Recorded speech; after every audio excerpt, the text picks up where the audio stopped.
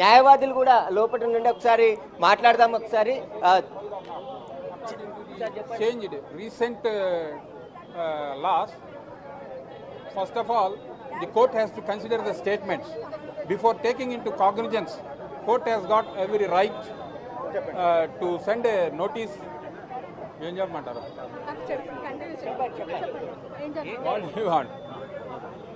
నాగార్జున గారు తెలుగులో చెప్తే మీకు కావాలంటే కంటిన్యూ చేస్తాను తర్వాత. నాగార్జున గారు ఆనరబుల్ మినిస్టర్ కొండా సురేఖ గారి మీద first let me clear in Telugu, there after if you want I can address. Nagarjuna గారు ఈ నెల 2వ తేదీన ఆనరబుల్ మినిస్టర్ కొండా సురేఖ గారు ఇచ్చినటువంటి డిరాగేటరీ స్టేట్మెంట్స్ ఆయన్ని వారి యొక్క కుటుంబాన్ని అప్రతిష్ట పాలు చేశారు అనేది వాళ్ళ కుటుంబ నేపథ్యంలో వాళ్ళకి కేటీఆర్కి ఈ కొండా సురేఖ గారికి ఉన్నటువంటి రాజకీయ విభేదాల వలన వారి యొక్క కుటుంబాన్ని దీనిలోకి లాగారు, మా కుటుంబాన్ని అప్రతిష్ట పాలు చేశారు అని చెప్పి ఈ నెల 3వ తేదీన వారు ఇచ్చినటువంటి స్టేట్మెంట్ మీద నాగార్జున గారు at the time he was in Visakhapatnam. Immediately he reached to Hyderabad. Hyderabad రాగానే 3rd of this month he made a complaint. It is called a private complaint before this honorable court. The honorable court has got ample power to take into the cognizance. Before that, accused should be given an opportunity of being heard. For that, వాళ్ళు ఇచ్చేటటువంటి అవకాశం ఉన్నది. ఇంకొక 3వ విట్నెస్ని విచారించాలి.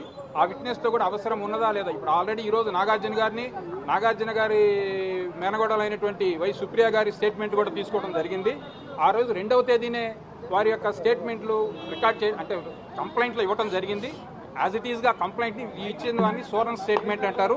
Soren statement complainant at the same time first witness అయినటువంటి why Supriya గారు court వారి ముందు స్టేట్మెంట్స్ తీసుకోవడం జరిగింది. కోర్టు వారు తీసుకున్నారు. నెక్స్ట్ అడ్జోర్న్ చేశారు. మ్యాటర్ ఎప్పటికి అడ్జోర్న్ చేశారు? By the time I came out. కాబట్టి ఆ తర్వాత ఏం జరిగింది అనేది నాకు తెలియదు. ఎనీవే అంతవరకు మ్యాటర్ జరిగింది. నాగార్జున గారు మాది చాలా గౌరవమైనటువంటి కుటుంబము. గత 50-60 సంవత్సరాల నుంచి కూడా మా నాన్నగారు అక్కినే నాగేశ్వరరావు గారి దగ్గర నుంచి యావదాంధ్రులకి అందరికి తెలిసిన విషయమే. మోరోవర్ నేను తెలుగు, హిందీ, తమిళ్ నేషనల్ లెవెల్లో నేను పాపులర్ ఫిగర్ని. మాకు అటువంటి రెప్యుటేషన్ ఉన్నది. నాకేగా ఈవెన్ మై సన్ చైతన్య కూడా తెలుగు, తమిళ్, హిందీ భాషలో నటించడం జరిగింది. అత్యంత మేము రెప్యుటేటెడ్ ఫ్యామిలీ. మా రెప్యుటేషన్ని ఆనరబుల్ మినిస్టర్